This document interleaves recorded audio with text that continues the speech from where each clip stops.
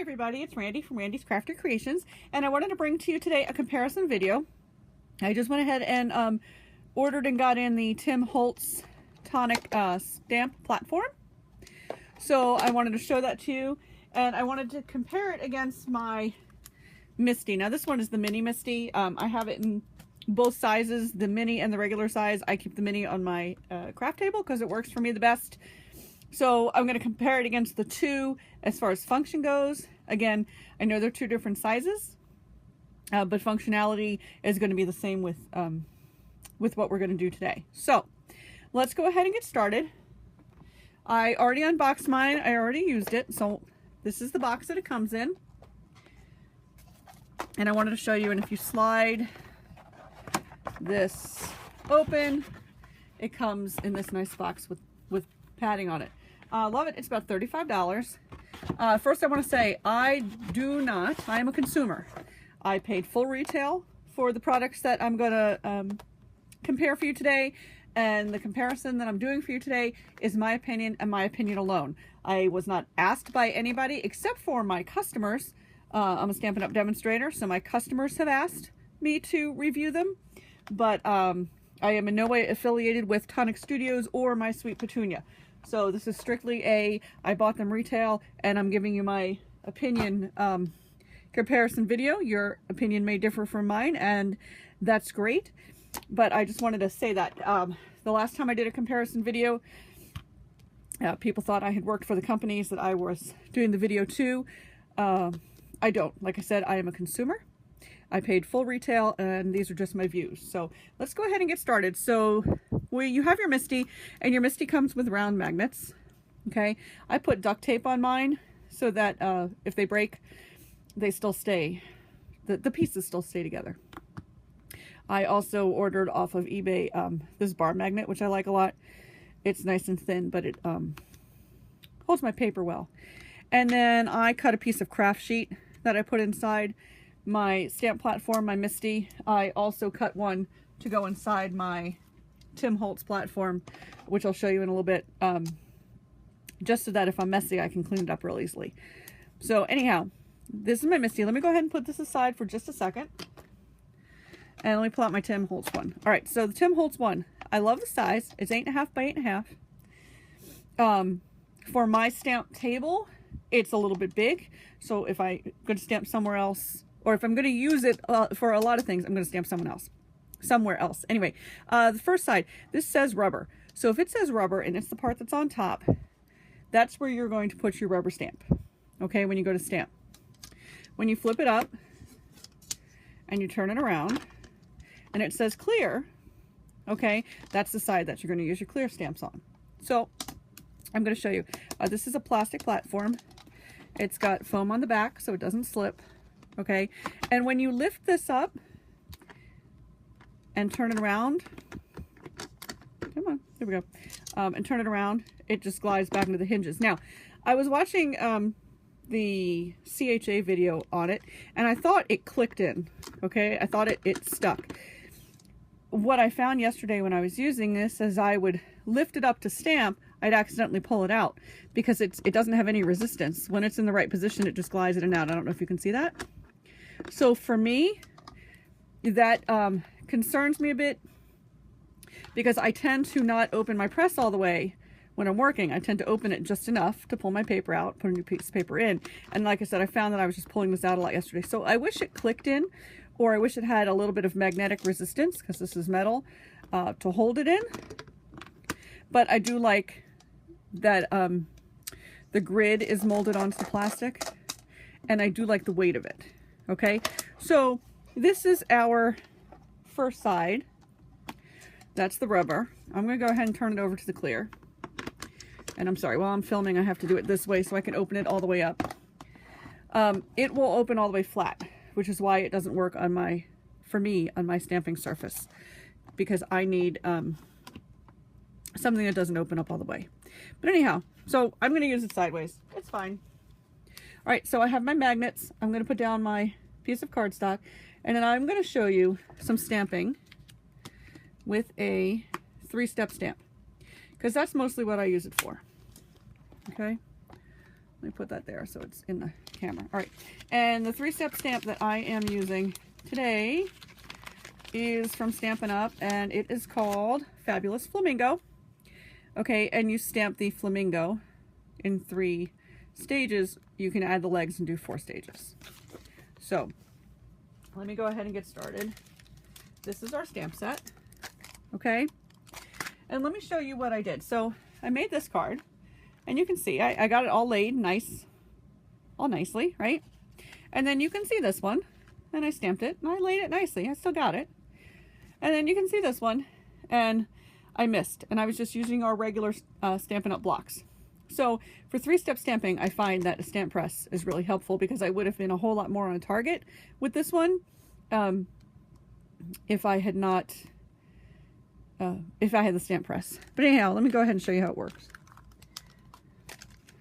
So I am going to start with the big stamp, the body, so that I know where on the card I want it. Okay, so I'm going to go ahead and place that down, and I'm going to put the lid down, and I'm going to pick up the stamp.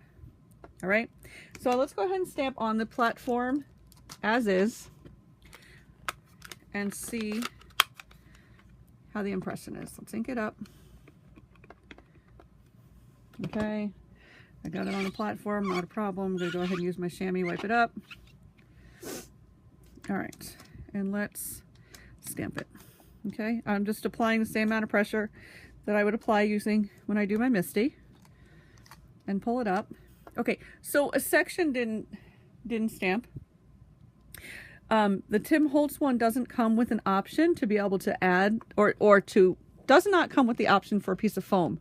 Okay, so what I did is I cut a piece of foam, because I like stamping on foam. Okay, I just cut a piece of black foam, 8.5 by 8.5. I don't know if this is going to hit in the right spot, since now I have the foam there, and at first I didn't, but we're going to try. It should, but we're going to try. All right. Yeah, let's go ahead and ink it up again. Okay, and let's go ahead and stamp it down on our foam and see if we get a better impression. Okay, so I got a much better impression because I got that area this time. See, because I didn't get that area the last time. All right, so I need the foam to stamp. That's me. So my MISTI has the foam, because I have the My Sweet Petunia mouse pad. Okay, with the grid marks. So my MISTI has the foam, and that's what I've been using to stamp on all this time. So that would be my first thing, my first plus for the MISTI, pro for the MISTI, con for the Tim Holtz, is that it doesn't have the foam. But as you see, easy enough, I took care of that. All right, so let's go ahead and clean this off. And now let me show you where the easy part comes in on using a stamp press with your clear stamps, because I can now take my stamp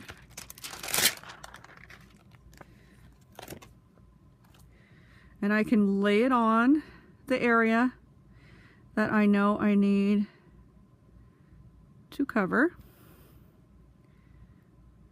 Okay,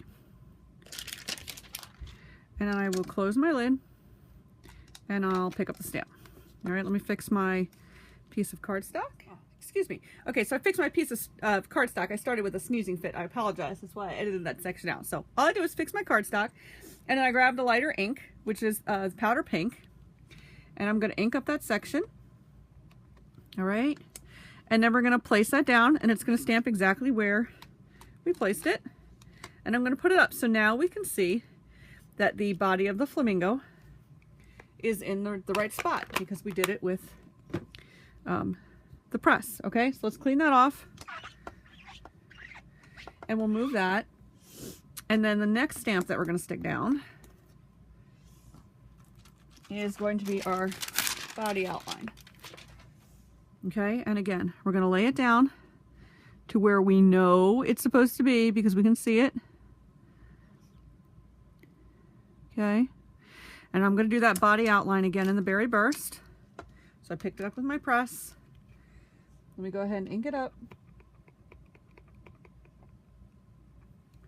Okay, can you see me inking it up? I'm sorry. So I've got the cover open and I'm just inking it, okay? So I inked it up. I'm gonna close my stamp press and pull it up. Okay, I was a little off, but that's okay. That's all right. Let's go ahead and let's do another one. I'm just gonna flip the paper over. Let's do another one, okay?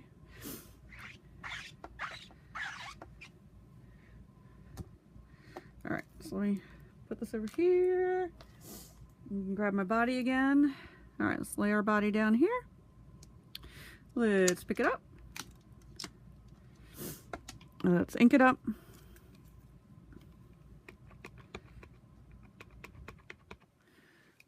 All right. Tell you what, let's try it again without the foam, and I'm going to apply more pressure and see what happens. I like the foam. I'm a foam stamper. I always have been with my acrylic stamps. So let's see if I push a little harder, if I can get that to work. So I'm applying pressure. Nope, see, I missed that section again. Totally missed that section again.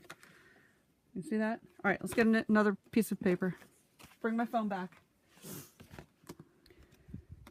So for me, like I said, that's my biggest is that I need, for my clear stamps, I really need a foam insert. Again, I took care of that myself. Let's go ahead and ink this up.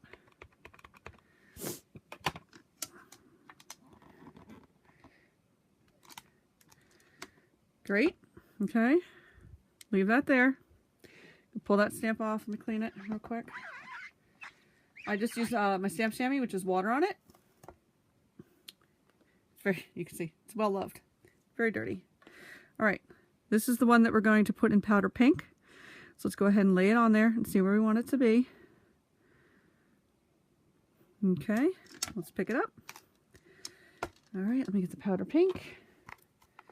And this is the lighter one because we want to be able to do the outline in the berry burst again. Okay. Put that down.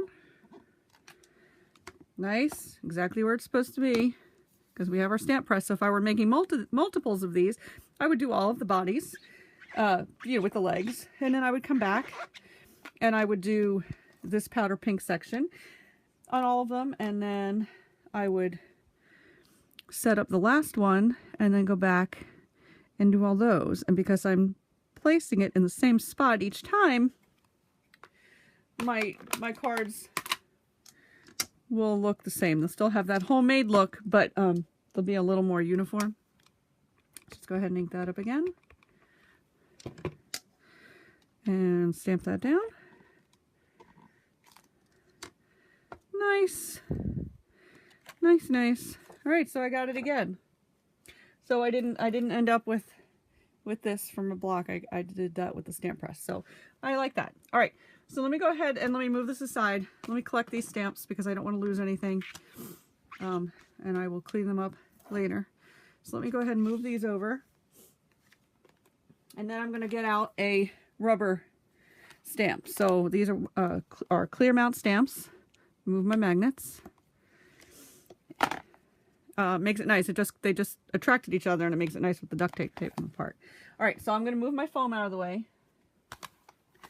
And I'm going to take this, I'm going to pick it up, turn it around so that now you can see it says rubber right there. All right.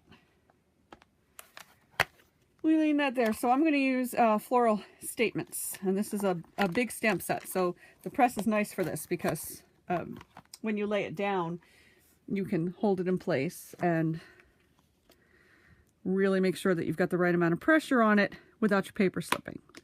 So let's go ahead and put the magnets there. Okay.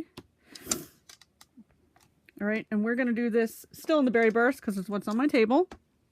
And let's go ahead and, that is so not straight, sorry. All right, let's go ahead and ink that up. So I'm inking it up.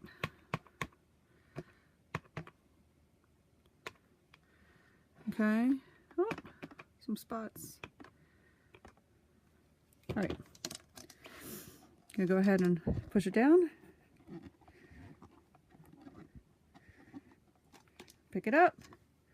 And there we go. Isn't that pretty? All right. So now let's say that we didn't have one of these spots didn't turn out well and I wanted to add more to it. The whole idea of the stamp press is your paper's not going anywhere. So add more ink to it and stamp it down again. And you're going to hit the same spot. Oh, I like that even better, the darker color. So anyhow, so those are my thoughts on the Tim Holtz one. Again, I wish it had a rubber insert. It doesn't, but I made my own. I covered my magnets. So this worked well with this one. All right, so let me go ahead and clean this stamp off. And I'm going to get my MISTI. So now the price point on this Tim Holtz one is about $35. So it's definitely, I don't want to say priced better, but it's definitely less expensive. Okay, so now let me get my MISTI. And like I said, I'm using the small size MISTI because it's what fits on my table. All right, let me move my magnets real quick. Let me move my Teflon sheet that I cut. Okay, so I have my mouse pad in here. Or if I'm using a rubber stamp, I use that side. So we're going to start with our rubber stamp because I have it out. I'll lay it down. See where I want it. Put my magnets down. All right. Oops. Well, that's all right. So that's where I cleaned it off. And normally I'd say, oh my goodness, my paper's ruined. Let me take it out, flip it over. But watch. Let's go ahead and ink her up. All right. So it's on the press. I picked it up from there. Let me ink it up. And that was the residue from me cleaning off the stamp the last time. Right? But it covered over, which was nice. So there's no mistake. All right, let's say that I didn't like the color of that. I wanted to do it again. Do it again. And there we go. It hit the same spot. So now my mini MISTI has the grid marks molded in. My regular MISTI does not. But I do think that on the regular MISTIs now, they all have the molded grid marks. So that's something to keep in mind. All right, so if I wanted to make a bunch of these, I would just keep going. Let me pull this out. All right, so there's that hello card. Okay, let me clean this off and let's go to our Flamingo. So for our Flamingo, I need to put my mouse pad in here, all right, because I need that foam. All right, let me lay my paper down, put my magnets on. I've broken several because they snap together. I mean, my fault. But that's why I like the duct tape, because it keeps the broken pieces together so that no one gets hurt. All right. I like on my MISTI that the hinge door stays up, because for me when I'm stamping, I stamp, I come up, I'm up here, I re-ink, I go down, I re-ink, I go down. So for me this is good. It opens up a little bit more. It doesn't lay flat. That's okay. That's why I like this particular size on my table, because it works for me.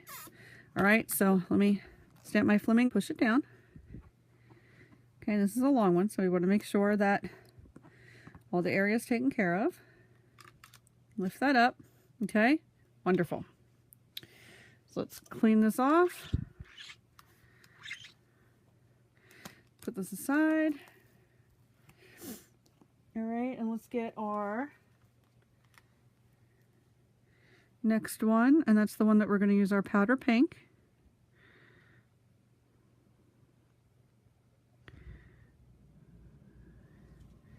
All right, let's pick that one up. And we're going to use our powder pink.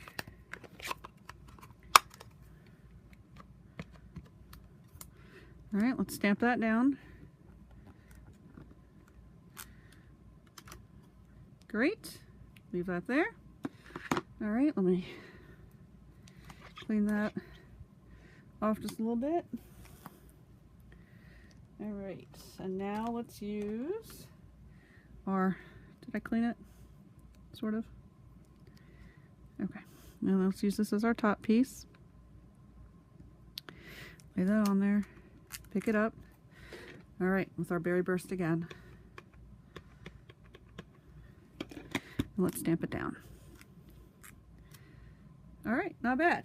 There we go. So stamp press, wonderful for 3-step stamping. Whether it's the MISTI that you want or the Tim Holtz stamp platform that you want, like I said, I like them both. I have a couple things that I'm not thrilled with the Tim Holtz one, but that's okay because I can make some modifications and make it work. I do love that it is open on 2 sides, so that if I wanted to go ahead and put in a long piece of paper or a scrapbook page, I can, because it's open there. I'm not a fan of this piece being able to come out. Like I said, it moves in and out just a little bit too easily for me. So that I guess would be my only con. But anyhow, both the platforms are great. All depends on what it is that you want it to do and how it'll work for you. Again, these are my own opinions, and nobody has paid me for them. So anyhow, again, thanks for watching. This is Randy from Randy's Crafty Creations, and have a great day.